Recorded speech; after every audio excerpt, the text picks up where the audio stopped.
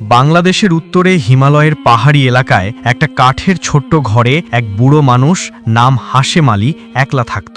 একদিন সকালবেলা হাশেম আলী যেই না ঘরের বাইরে পা রাখল, অমনি সামনে দেখল এক অসাধারণ সুন্দর আর জোয়ান মেয়ে সাবিলা পাহাড়ের উঁচু চূড়ায় দাঁড়িয়ে আছে। নিচের দিকে 1000 ফুট গভীর একটা খাড়া খাদ। এই দৃশ্যটা এতটাই অবাক করা ছিল যে হাশেম আলী নিজেকে সামলাতে না পেরে দ্রুত ওর দিকে দৌড়ে গেল। পিছন থেকে এসে সাবিলার হাত ধরে নিজের দিকে টেনে নিল সে। সাবিলা হঠাৎ করে হাশেম আলীকে ঠেলে দিল আর রেগে গিয়ে বলল, তুমি আমাকে থামানোর সাহস কি করে পাও? তুমি কি আমার জীবনে কেন নাক গলাচ্ছ? সে আবার সামনের দিকে দৌড়ালো, যেন লাফ দিতে চলেছে। হাশেম আলী আবার দ্রুত ওর দিকে ছুটল আর এবার আরো শক্ত করে ওর হাত ধরল। সাবিলা অনেক চেষ্টা করলো নিজেকে ছাড়িয়ে নিতে, কিন্তু হাশেম আলী ওকে ছাড়তে দিল না। বুড়ো হাশেম আলী নরম গলায় বলল, শেষ পর্যন্ত কি করছো তুমি? আমাকে একটু খুলে বলো তো, হয়তো আমি তোমাকে সাহায্য করতে পারি। সাবিলার চোখে পানি এসে গেল। সে বলল, তুমি কি আমার সাহায্য করবে? আমার স্বামী হারিয়ে গেছে আর আমার নিজের বাড়ির লোকেরাও আমাকেও বাড়ি থেকে বের করে দিয়েছে। আমার তো কোনো ঠিকানা নেই, আশ্রয়ও নেই। হাশেম আলী কিছুক্ষণ ওকে তাকিয়ে দেখল, তারপর ওর কবজি ধরে বলল, চলো আমার সাথে।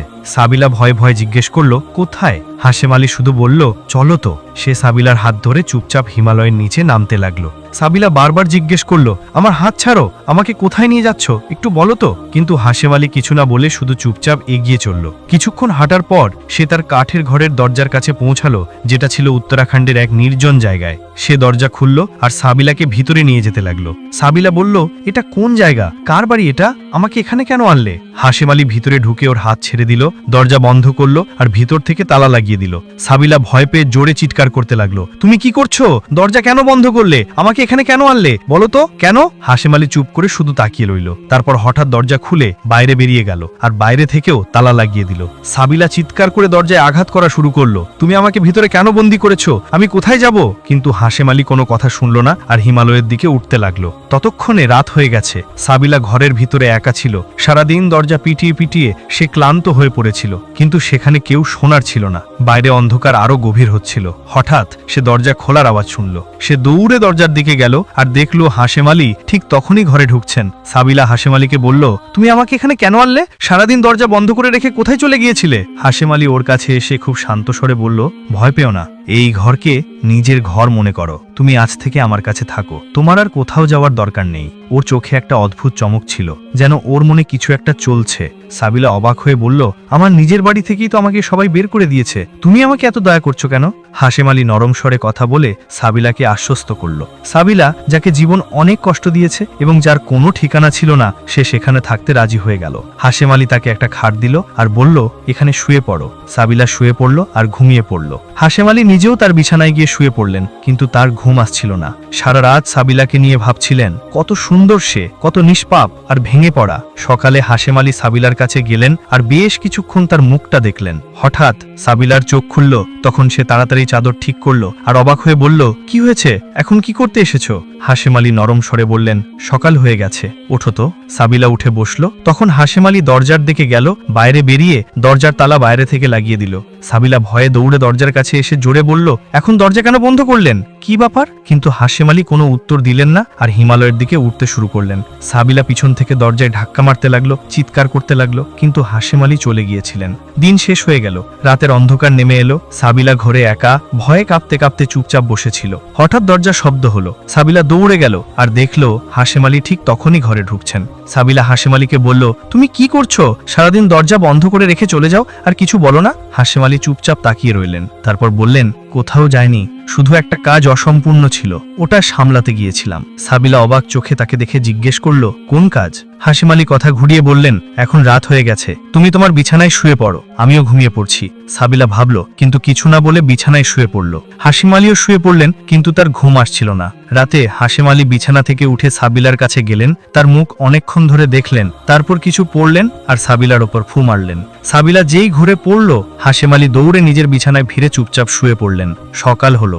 তখন হাশেম আলী সাবিলার কাছে গেলেন আর তাকে জাগালেন, বললেন, সকাল হয়ে গেছে, ওঠো তো। সাবিলা উঠল।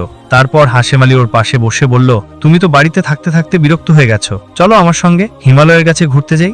সাবিলা কিছু বলার আগেই হাশেম আলী তার হাত ধরলেন আর তাকে নিয়ে পাহাড়ের দিকে হাঁটা শুরু করলেন। তারা অনেক দূর হেঁটে অবশেষে সেই উঁচু চূড়ায় পৌঁছালো যেখানে সাবিলা প্রথম দিন ঝাঁপ দেওয়ার কথা ভাবছিল। হাশেম আলী সাবিলাকে বললেন, তুমি এখানে একটু শুয়ে থাকো, আমি একটু আসছি। সাবিলা অবাক হয়ে জিজ্ঞেস করল, তুমি কোথায় যাচ্ছ, আর তুমি আমাকে এখানে কেন শুতে বলছো? হাশেম আলী ঘুরিয়ে ফিরিয়ে বললেন, তুমি হয়তো অনেক ক্লান্ত হয়েছ, তাই বলছি একটু আরাম করে নাও, মাটিতে সোজা হয়ে শুয়ে পড়ো, হাত পা সোজা করো। সাবিলার কাছে হাশেম আলীর কথা খুব অদ্ভুত লাগলো, কিন্তু সে ভয়ে ভয়ে মাটিতে শুয়ে পড়ল। হাশেম আলী বললেন, এখন চোখ বন্ধ করো। সাবিলা বলল, চোখ কেন বন্ধ করব? হাশেম আলী বললেন, বলছি তো, চোখ বন্ধ করো। সাবিলার কিছু বুঝে উঠল না এটা সব কি হচ্ছে, তবুও সে যেভাবেই হোক চোখ বন্ধ করে নিল। হাশেম আলী ধীরে ধীরে তার কাছে এসে তার পাশে বসলেন। সে অনেকক্ষণ সাবিলার দিকে তাকিয়ে থাকলেন, তারপর কিছু পড়লেন আর সেটার ওপর ফোঁক মারলেন। সাবিলা তখনও চোখ বন্ধ করেই শুয়েছিল। হাশেম আলী চুপচাপ সেখান থেকে উঠে ধীরে ধীরে পাহাড়ের নিচে নামতে লাগলেন। তিনি বাড়ি ফিরে গিয়ে নিজের বিছানায় শুয়ে পড়লেন। কিছুক্ষণ পর সাবিলা অনুভব করলো কোনো শব্দ আসছে না। সে চোখ খুলল আর চারপাশে তাকালো, সেখানে কেউ ছিল না। সে হাশেম আলীকে ডাকলো, আওয়াজ দিল, কিন্তু কোনো উত্তর পেল না। সাবিলা তখন হিমালয়ের ছোট পাহাড়ে একাকী বসে থাকলো। রাত হয়ে আসছিল, অন্ধকার গাঢ় হতে লাগলো, আর সাবিলা ভয় পেয়ে হাশেম আলীর অপেক্ষা করলো। হঠাৎ তার কাছে পাহাড় থেকে কারো আসার শব্দ শোনা গেল। সে নিচে ঝুঁকে দেখলো হাশেম আলী আবার পাহাড়ের দিকে উঠে তার দিকে আসছেন। হাশেম আলী যখন তার কাছে এলো, সাবিলা রেগে বলল, তুমি কি করছো? কখনো আমাকে ঘরেই আটকে রাখো, কখনো পাহাড়ে নিয়ে গিয়ে মাটিতে শুইয়ে দাও, এটা সব কি ব্যাপার? তুমি আমাকে কেন কিছু বলো না? হাশেম আলী কিছু বললেন না, শুধু তাকিয়ে রইলেন। তারপর সে সাবিলার হাত ধরল আর তাকে নিয়ে বাড়ির দিকে চলল। রাত অনেক হয়ে গিয়েছিল। বাড়ি পৌঁছে হাশেম আলী সাবিলাকে বললেন, যাও, তোমার বিছানায় শুয়ে পড়ো। সাবিলা তার বিছানায় শুয়ে পড়ল, কিন্তু সে ভাবতে লাগলো, এই হাশেম আলী তো প্রতিদিনই কিছু না কিছু অদ্ভুত কাজ করে, এদের মধ্যে নিশ্চয়ই কোনো চক্রান্ত আছে। এই ভাবনায় চোখ ঝিমিয়ে গেল তার। হাশেম আলীও তার বিছানায় শুয়ে পড়লেন আর ঘুমিয়ে পড়লেন। রাতে সাবিলা অনুভব করল যেন কেউ তার কাছে আছে। সে ধীরে ধীরে চোখ খুলল আর দেখল হাশেম আলী তার মাথার পাশে দাঁড়িয়ে আছে। হাশেম আলী অনেকক্ষণ তাকে তাকিয়ে রইলেন, তারপর কিছু পড়লেন আর তার ওপর ফুঁক দিলেন। সাবিলা কিছু বলল না, ঘুমানোর ভান করল, তবে চুপচাপ সবকিছু দেখছিল। সকালে হাশেম আলী সাবিলার কাছে এলেন। তিনি এসেছেন আর তাকে জাগিয়েছেন। সাবিলা উঠল। তারপর হাশেম আলী তাকে বললেন, চলো বাইরে ঘুরতে যাই। সাবিলা, যেই আগেই অনেক ভয় পেয়ে আর হাশেম আলীর সব কাজকর্মে সন্দেহ হতে শুরু করেছিল, বলল, না, আমি কোথাও যাচ্ছি না। হাশেম আলী জোর করে তার হাত ধরে নিয়ে গেলেন সেই হিমালয়ের চূড়ার দিকে। পাহাড়ের ওপর ওঠার পর হাশেম আলী সাবিলাকে বললেন, এখানে উল্টো করে শুয়ে পড়ো। সাবিলা চিৎকার করে বলল, তুমি কি পাগল? তোমার মাথা ঠিক আছে তো? একবার আমাকে ঘরে আটকে রাখো, আবার পাহাড়ে নিয়ে এসে বলো সোজা শুয়ে পড়ো, এবার বলছো উল্টো শুয়ে পড়ো, এটা সব কি? তুমি আমাকে কেন বলো না? হাশেম আলী বলল, তোমাকে তো বলেছি উল্টো শুয়ে পড়ো। সাবিলা বলল, আমি আর কখনো উল্টো শুয়ে পড়বো না। তুমি আমাকে কোনো পাগল মনে করো? এরকম কি করছো? হাশেম আলী বলল, ওটাও তো আমাকে বোঝানো হবে, শুধু আমার এই শেষ কথা মানো, এই পাহাড়ে উল্টো শুয়ে পড়ো। সাবিলা বলল, কি বোঝানো হবে? উল্টো শুয়ে পড়ার মানে কি? এটা তো খুবই অদ্ভুত কথা। হাশেম আলী বলল, এটাও একরকম রহস্য যা আমি এখন তোমাকে বলতে পারছি না, কিন্তু এটুকু বুঝে রেখো, তোমার জন্য এটা ভালো। সাবিলা হাশেম আলীর কথা অবাক হয়ে শুনছিল। তারপর বলল, চলো, কিছু না, এখন আমি আর কি করতে পারি এটাও মেনে নিচ্ছি। সাবিলা হিমালয়ের সেই চূড়ায় উল্টো হয়ে শুয়ে পড়ল, যেমন হাশেম আলী বলেছিলেন, হাত পা পুরো সোজা করে চোখ বন্ধ করে ফেলল। হঠাৎ হাশেম আলী তার কাছে এসে বসে গেলেন। তারপর কিছু পড়লেন আর সাবিলার ওপর ফুঁক দিলেন। তারপর হাশেম আলী বললেন, উঠে দাঁড়াও, কিন্তু চোখ বন্ধই রাখতে হবে। সাবিলা বলল, এখন কি করতে চাও? চোখ কেন খুলবো না? হাশেম আলী বললেন, চোখ একদমই খুলবে না। সাবিলা সেই পাহাড়ে এক ছোট্ট মেয়ের মতো দাঁড়িয়েছিল আর চোখ বন্ধ করে রেখেছিল।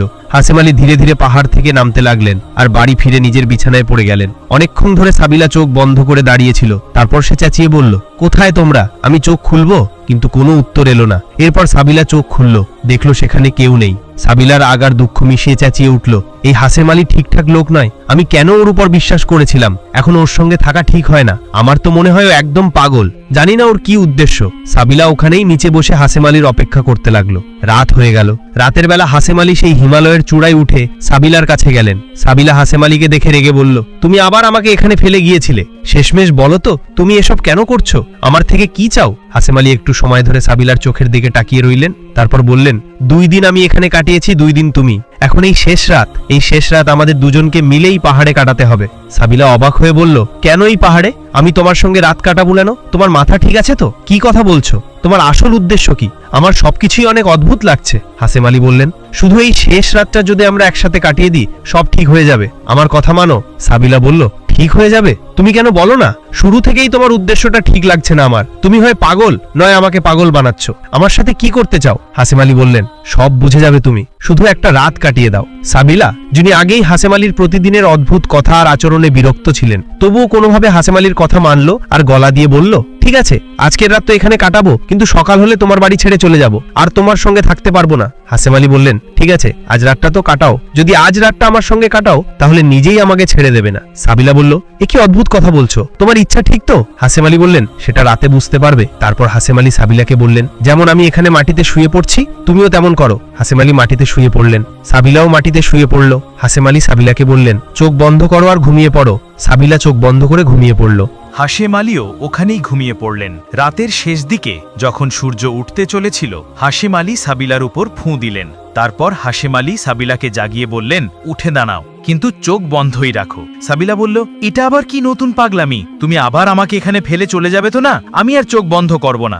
আগে 2 বার চোখ বন্ধ করেছিলাম, তুমি আমাকে এখানে ছেড়ে চলে গিয়েছিলে। হাশেম আলী বললেন, না, এবার এমন কিছু হবে না, তুমি চোখ বন্ধ রেখো। সাবিলা, যে এখন পর্যন্ত চুপ করেছিল, রাগ করে বলল, ঠিক আছে, চলো তাহলে। সাবিলা চোখ বন্ধ করল। হঠাৎ সাবিলা অনুভব করল কেউ পেছন থেকে এসে তাকে ধরেছে আর তার চোখের ওপর 2 হাত দিয়েছে। ওই উঁচু পাহাড়ের চূড়ায় হাশেম আলী আর সাবিলা ছাড়া আর কেউ ছিল না। তাই সাবিলা বুঝে গেল এটা হাশেম আলী যে তাকে পেছন থেকে ধরেছে। সে রেগে বলল, এরকম কিসের কাজ? তুমি আমাকে এভাবে কেন ধরছো? কিন্তু কোনো শব্দ হলো না। সাবিলা আরো জোরে চেঁচালো, ছেড়ে দাও আমাকে, এটা কি করছো? কিন্তু কেউ তার চোখের ওপর হাত রেখে পেছন থেকে ধরে দাঁড়িয়েছিল। সাবিলা একটা ঝটকা দিয়ে নিজেকে ছাড়িয়ে নিল আর পেছনে তাকিয়ে দেখল ওখানে বুড়ো হাশেম আলী ছিল না, বরং একজন তরুণ ছেলে ছিল। সাবিলা তাকে দেখে আনন্দে জোরে জোরে চিৎকার করে উঠল, ওই, ওটাই তো আমার স্বামী রাশেদ। সাবিলা দৌড়ে গিয়ে রাশেদের সঙ্গে জড়িয়ে ধরল। সে আনন্দে চেঁচিয়ে উঠল, তুমি এখানে কিভাবে এলে? আমি তোমাকে কোথায় কোথায় খুঁজেছি, তুমি কোথায় চলে গিয়েছিলে? সাবিলার আনন্দের কোনো শেষ ছিল না। সে বারবার নিজের স্বামীকে জড়িয়ে ধরে কেঁদে চলল। তারপর হঠাৎ সাবিলা চারদিকে তাকিয়ে বলল, ও বুড়ো হাশেম আলী কোথায় গেল? তুমি কি ওকে চেনো? ও কি তোকে এখানে এনেছে? হাশেম আলী কিছু বলল না। সে শুধু সাবিলার হাতের তালু ধরে বলল, চল আমার সাথে। সে তাকে নিয়ে গেল ঠিক সেই কাঠের ঘরে যা উত্তরাখণ্ডে ছিল, যেখানে হাশেম আলী থাকত। সাবিলা দেখল আর বলল, এ তো ঠিক ওই হাশেম আলীর ঘর। কিন্তু রাশেদ কিছু বলল না। সাবিলা আবার বলল, তুমি আমাকে এখানে কেন নিয়ে এলে? রাশেদ বলল, তুমি আগেও তো এখানে থাকতে, এখনো থেকো। সাবিলা অবাক হয়ে তার স্বামীর দিকে তাকালো, তোমাকে এটা কি করে জানলো? রাশেদ হাসতে হাসতে বলল, আমার সবকিছু জানা আছে। এটা হাশেম আলীরই ঘর। কিন্তু আগে বলো তো, ও হাশেম আলী কে? কেমন মানুষ ছিল? সাবিলা বলল, জানি না, ভালো ছিল না খারাপ, কিন্তু সে অনেক অদ্ভুত আচরণ করত। রাশেদ তাকে দেখে হাসলো আর বলল, কাউকে ভালো না বুঝে খারাপ বললে চলে না, হয়তো ওর পিছনে কোনো রহস্য আছে। তারপর রাশেদ বলল, তুমি একদিন এখানে ওই ছোট্ট লাফ দিয়ে নিজের জীবন দিতে এসেছিলে, তারপর তোমাকে হাশেম আলী বাঁচিয়েছিল। সে তোমাকে এই বাড়িতে নিয়ে এসেছিল আর রাতের বেলা কিছু না কিছু অদ্ভুত করত, তোমার ওপর কিছু পড়িয়ে ফুঁকত, কখনো সে বাড়ি থেকে গায়েব হতো আর তোমাকে ভেতরে আটকে রাখত, আবার কখনো তোমাকে হিমালয়ের চটানগুলোতে শুইয়ে দিত। সাবিলা তার স্বামীর মুখ থেকে এই কথা শুনে অবাক হয়ে গেল। তোমাকে এটা সব কিভাবে জানালো? আমার তো এরকম সবই হয়েছে।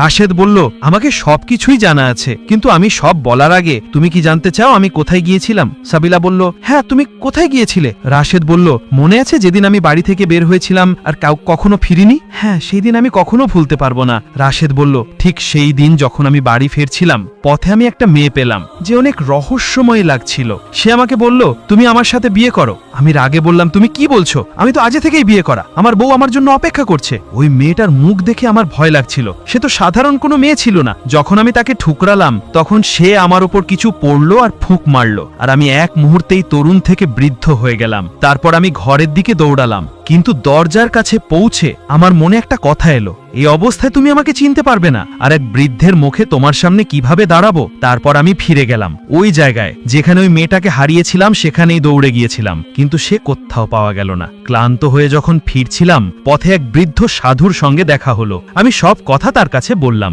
সে বলল, এটা একটা কালো জাদু, কিন্তু ভালো মন আর সত্যের সামনে এই জাদুও টিকতে পারে না। সে আমাকে বলল, এই জাদু থেকে বাঁচতে হলে আমাকে কোনো নির্জন জায়গায় একা থাকতে হবে। যদি আমার স্ত্রী আমাকে সেখানে খুঁজতে খুঁজতে আসতে থাকে আর আমি তাকে কিছু না বলে প্রতিদিন রাতে কিছু মন্ত্র পড়ে তার ওপর ফুঁক মারতে থাকি, তাহলে একদিন সে আমাকে আলিঙ্গন করবে, আর সেই মুহূর্তেই আমার জাদু ভেঙে যাবে। আর সবকিছু আমি সেই দিন থেকেই করছি। তুমি তখন থেকে করছিলে যখন থেকে তুমি আমাকে ওই হাশেম আলীর রূপে দেখেছিলে। সাবিলা এটা শুনে হচকচকিয়ে গেল। তারপর বলল, কি বললে? ওই বুড়ো হাশেম আলী? তুমি নিজে কি? রাশেদ বলল, হ্যাঁ, ওই হাশেম আলী আমি নিজেই ছিলাম। সাবিলার চোখ দিয়ে অশ্রু ঝরতে লাগলো। সে দৌড়ে এসে আবার তার স্বামীকে আলিঙ্গন করলো আর বলল, আমায় ক্ষমা করো, আমি তোমাকে চিনতে পারিনি। রাশেদ তার মাথায় হাত বুলিয়ে বলল, এর মধ্যে তোমার কোনো দোষ ছিল না, এটা সব একটা রহস্য ছিল যা আমি তোমাকে বলতে পারিনি। কিন্তু তুমি যা করেছো সেটা তোমার সত্যিকারের ভালোবাসার প্রমাণ। অসময়ে আমার পাশে দাঁড়িয়েছিলে। তুমি একজন আসল স্ত্রী ছিলে না। একজন আসল স্ত্রী হয় দারুণ মস্তিকে ধৈর্যশীল আর একটা দীর্ঘস্থায়ী হৃদয়ের সঙ্গে জন্মায়। তুমি সব বুঝে জানো যে কোনটা তোমার পাশে থাকবে আর কোনটা ছেড়ে চলে যাবে, তার ভিত্তিতেই চেনা যায় তুমি ভালো বউ। তারপর সে মুচকি হেসে বলল, এখন বলো ওই বুড়ো হাশেম আলী কেমন ছিল? সাবিলা হেসে উঠল আর বলল, ওই বুড়ো হাশেম আলী খুব ভালো মানুষ ছিল। রাশেদও হেসে উঠল। কেন? বছর বছর পর এক বিচ্ছিন্ন জোড়া আবার মিলল। একটা সত্যি হৃদয় যেটা নিখুঁতভাবেই পবিত্র, সেটার উপর কোনো প্রতারণা বা জাদু কাজ করে না। যেমন বুড়ো সাধু বলেছিল, ভালো মানুষই আর সত্যের সামনে এটা কিছুই না। কখনো কারো অবস্থা দেখে সিদ্ধান্ত করো না, প্রতিটা মুখের পিছনে একটা গল্প থাকে। তো বন্ধুরা, এই ছিল আজকের ভিডিওটি ভালো লাগলে লাইক, কমেন্ট, শেয়ার এবং সাবস্ক্রাইব করতে ভুলবেন না।